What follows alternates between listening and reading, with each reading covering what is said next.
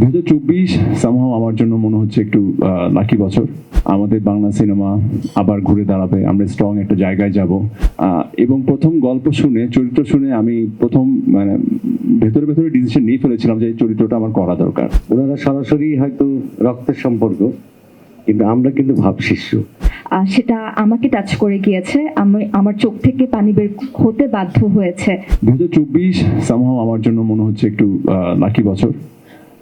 কারণ মাঝখানে বেশ কয়েক বছর আমি পারিবারিক কারণে একটু কাজ থেকে দূরে ছিলাম, বাট কাজ শুরু করার পর থেকে এ পর্যন্ত এটা আমার 4th সিনেমা। গত এক বছরে প্রায় আমি 4টা সিনেমা শুটিং শেষ করি। তো একটু আগে ভাইয়া যেটা বলছেন, এখন সিনেমার একটা ভালো সময় যাচ্ছে ইনশাল্লাহ।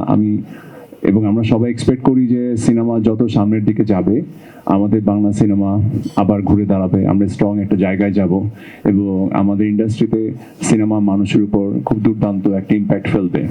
তো সেই জায়গা থেকে যদি আমার সিনেমা কোনো পার্টিসিপেশনে থাকে, তাহলে এটা আমার জন্য অনেক বড় ব্যাপার।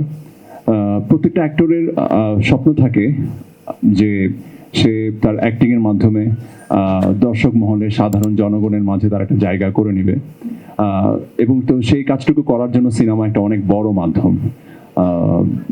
সো আমি চাইবো যে আমার যে একটা ইচ্ছা বা আমার যে একটা আকাঙ্ক্ষা যে মানুষও সিনেমার মাধ্যমে আমাকে চিনুক বা আমার সিনেমাগুলো মানুষের মধ্যে একটা ইম্প্যাক্ট তৈরি করুক, তো সেই প্রচেষ্টার মধ্যেও আমি আছি এবং সংবাদ সেই প্রচেষ্টায় আমাকে আরো জোরদার একটা সাপোর্ট দিবে বলে আমি বিশ্বাস করি। খুবই দুর্দান্ত একটা গল্প আমাদের সোহেল আরমান ভাইয়ার। আমি যখন প্রথমবার গল্পটা শুনি এবং প্রথম গল্প শুনে, চরিত্র শুনে আমি প্রথম মানে ভেতরে ভেতরে ডিসিশন নিয়ে ফেলেছিলাম যে এই চরিত্রটা আমার করা দরকার। কারণ সবসময় সব চরিত্র সবার ভাগ্যে জোটে না। দুদুল যেটা বললো যে আমজাদ হোসেন গং, ওনারা সরাসরি হয়তো রক্তের সম্পর্ক, কিন্তু আমরা কিন্তু ভাবশিষ্য। আমজাদ হোসেন এমনই একজন গুণী মানুষ যে আমরা ছোটবেলায় ওনার ছবি দেখতে দেখতে স্বপ্ন দেখেছি। এবং এটা বললে খুব বেশি বাড়িয়ে বলা হবে না যে বাংলাদেশের চলচ্চিত্রে আমজাদ হোসেনকে বলা হয় যে গ্রাম বাংলার চিত্র, গ্রাম বাংলার জীবন আমজাদ হোসেন যেভাবে নিয়ে এসেছেন, এটা কেউ পারেননি। পাশাপাশি ছোট পর্দায় টেলিভিশনে আমার কথা বলে যে গ্রামের নাটক করার ক্ষেত্রে, হ্যাঁ, আমজাদ হোসেনের মতো মুক্তিযুদ্ধের যে ছবি, গুণী নির্মাতার আমজাদ হোসেনের গুণী সন্তান, গুণী নির্মাতা সোহেল আরমান এবং সাজ্জাদ হোসেন দুদুল। খুবই ভালো লাগছে যে এরকম যখন চলচ্চিত্রে সুবাতাস বইতে শুরু করেছে বাংলাদেশে, গত 3-4 বছর ধরেই বলবো, বাংলাদেশের চলচ্চিত্র ঘুরে দাঁড়িয়েছে, সুবাতাস বইছে এবং এই সুবাতাস নিয়ে এসেছেন আমাদের, আমি একদম বলতে দ্বিধা নেই যে এই নতুন প্রজন্মের নির্মাতা, প্রযোজক, তাদের হাত ধরেই কিন্তু চলচ্চিত্র ঘুরে দাঁড়িয়েছে। সবার প্রথমে আসলে যে দুটো মানুষকে ধন্যবাদ না জানালেই নয়। একজন হচ্ছেন সোহেল আরমান ভাইয়া, আর একজন হচ্ছেন এনে খোকন ভাইয়া।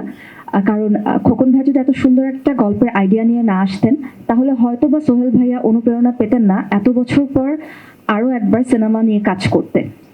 তো আমরা প্রতি মুহূর্তে আসলে ভালো একজন নির্মাতার সাথে কাজ করতে চাই, অ্যান্ড ডেফিনেটলি সোহেল আরমান ভাই তার মধ্যে একজন।